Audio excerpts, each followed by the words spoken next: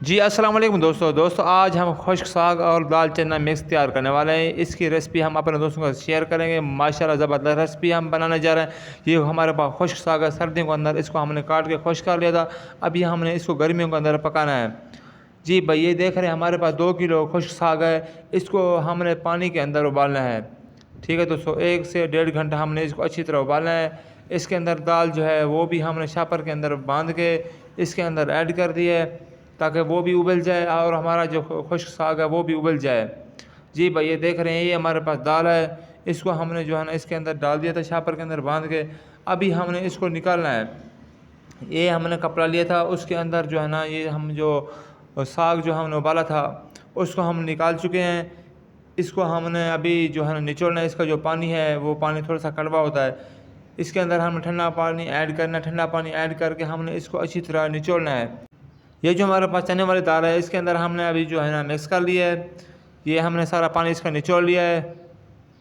دوسری مرتبہ بھی ہم نے اس کے اندر پانی ایڈ کر دیا تھا، اچھی طرح جو ہے نا یہ صاف ہو جائے، اس کا پانی نکل جائے جو ہم نے ابالا تھا، تاکہ کڑوا ہمارا ساگ نہ ہو۔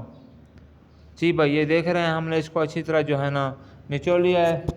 ابھی جو ہے نا یہ ہمارا ساگ تیار ہو چکا ہے، مطلب کہ جو ابالا تھا مکسچر۔ ابھی ہم نے اس کا سارا مسالہ تیار کرنا ہے۔ سب سے پہلے ہم نے 1/2 کلو پیاز کی ہم نے اچھی طرح جو ہے نا کٹائی کر لینی ہے۔ 1/2 کلو ہم لیں گے ٹماٹر، ان کی اچھی طرح ہم نے کٹائی کی ہے۔ ماشاءاللہ بہت ہی بہترین طریقے سے ہم نے اس کی اچھی طرح کٹائی کی ہے۔ اس کے بعد ہری مرچ، سبز مرچ، اس کی بھی ہم نے کٹائی کرنی ہے۔ 1 پاؤ ہمارے پاس ہری مرچ ہے، اس کو ہم نے اچھی طرح کٹائی کر لینا ہے۔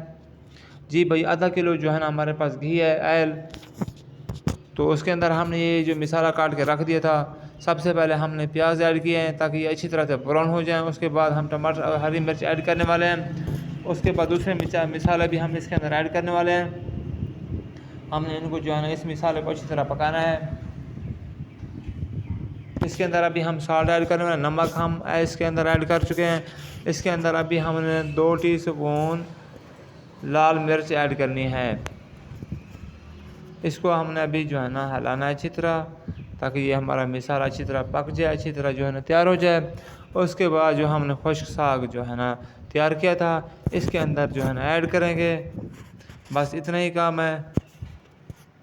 جو دوست ہمارے چینل پر نئے ہیں ان سے گزارش ہے پلیز ہمارے چینل کو سبسکرائب کریں۔ جی بھائی جو ہم نے ساگ لیا تھا اس کے اندر ابھی جو ہے نا مسالے کے اندر ایڈ کر دیا ہے، ساتھ میں دال چنا تھی وہ بھی اس کے اندر مکس ہے۔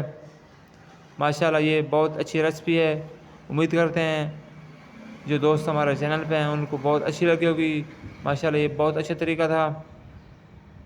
ہم اس طرح اپنے دوستوں کے لیے مزیدار ریسپی تیار کرتے رہیں گے۔ آپ دوستوں کا شکر ہے جو ویڈیو دیکھ رہے ہیں۔ جی بھائی یہ دیکھ رہے ہیں اس کو ہم نے اچھی طرح جو ہے نا مکس کرنا ہے، اچھی طرح پکانا ہے۔ ماشاءاللہ یہ زبردست ہماری ریسپی تیار ہو چکی ہے، بہت ہی مزیدار ساگ ہمارا تیار ہو چکا ہے۔ جی بھائی ہماری ریسپی جو ہے نا سرو کرنے کے لیے تیار ہے۔